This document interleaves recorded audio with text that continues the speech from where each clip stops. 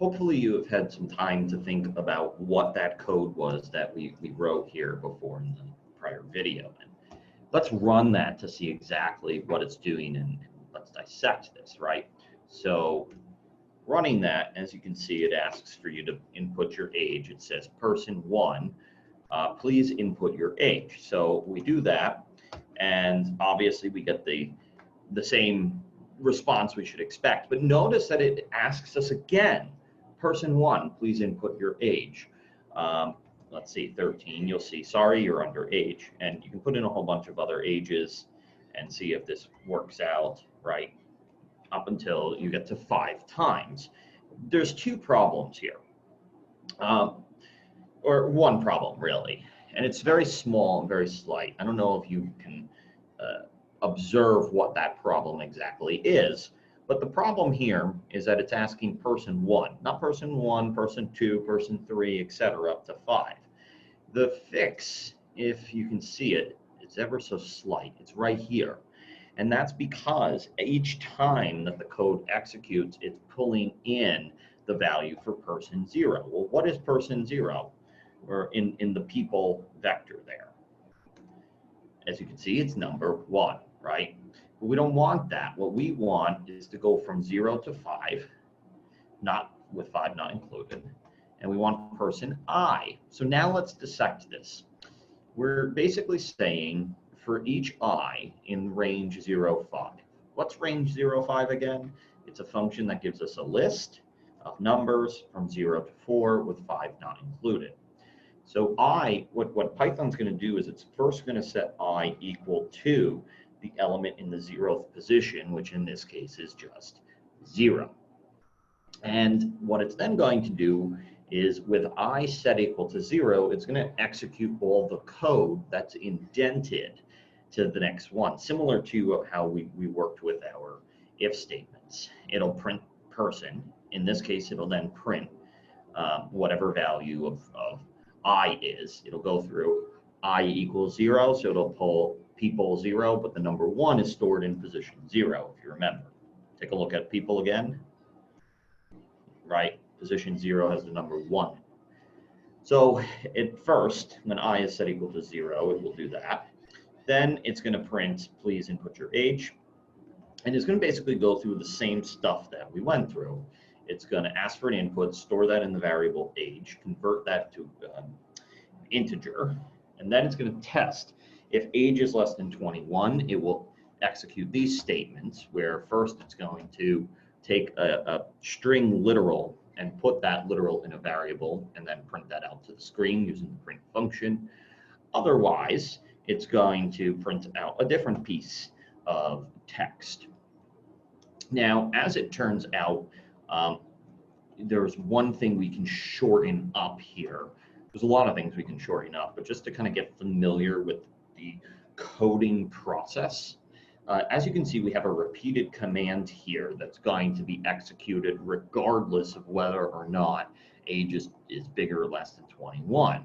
When you have situations like this, it's just a lot neater to clean up this stuff and move it. So, for example, we don't need this, we don't need this, and we can bring that command back out of the if-else statement, out because it's not indented by 1 underneath if. So here, the way that Python works is it works on this idea of indented blocks of commands. So when we write the for here, everything that's 1 indent over is technically 1 block. That's the way any indentation in Python works. So you have to be very super careful with your indentations. It's why I always recommend using the editor to do all of this. So now if you were to run this, okay, what is it going to do, by the way, when it gets down to below print? It's going to come back up from print and go back up to here, but it's going to set I equal to the next element in the list. It started with 0, and then what it'll do basically is set I equal to 1, pull whatever value is in people 1, which in this case, this is position 0, this is 1. So now it'll go 1, 2, 3, 4, etc. Right? So here, let's run that now. Didn't run, so let's try it again. There we go. So person 1, please input your age. Let's say 20. Sorry, you're underage. Now look what it's doing. Person 2, it's iterating, as you can see, with that value of I. Let's say 10, 30, 20.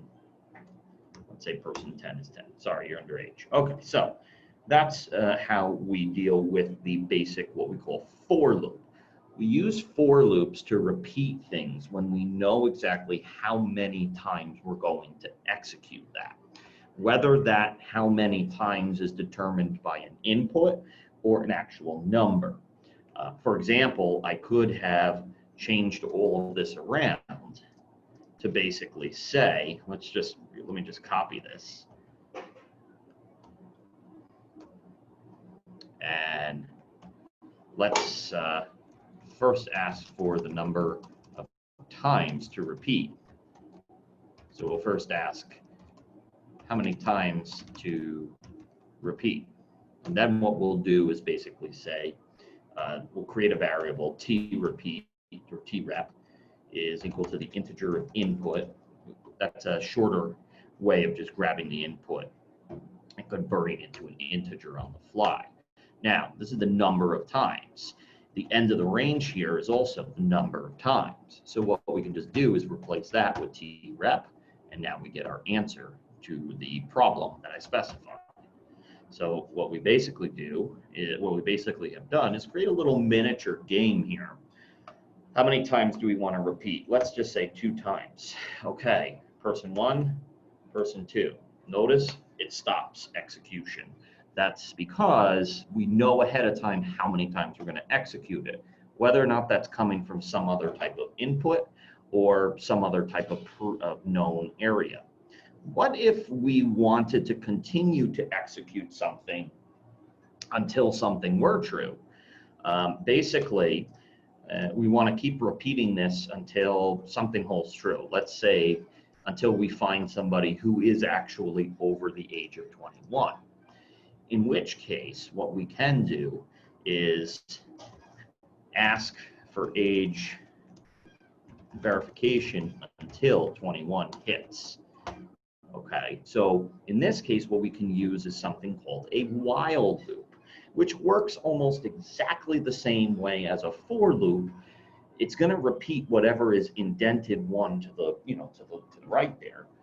But what we're going to do is update a condition variable.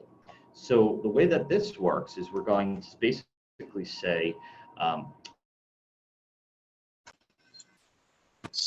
here,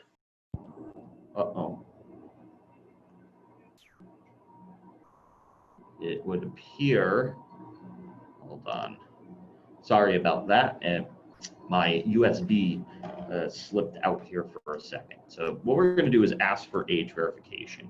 And let's just assume that initial age is, let's say, 18 years old, okay? Or let's just call it age, or the age, whatever. We can repeat all the same code, but we're not going to use a for loop, and we're not going to do it in a range. What we're going to say is while the age is less than 21, we're just going to keep asking how old they are. This, notice, is, we're going to get rid of person here. This here is basically going to just keep repeating the code until it reaches an age that is where this is false. So here's how to read it. While this is true, repeat the code. So what we're going to do here, by the way, is just update the age. The age is equal to age. And what you can do is say, let's say 18, 21, and now we're done. So if you were to put in a bunch of ages less than 21, you'll see that it will keep going until it finds one that is bigger than 21. So that's a while loop. We use those in specific situations versus for loops where we know how many iterations there are ahead of time.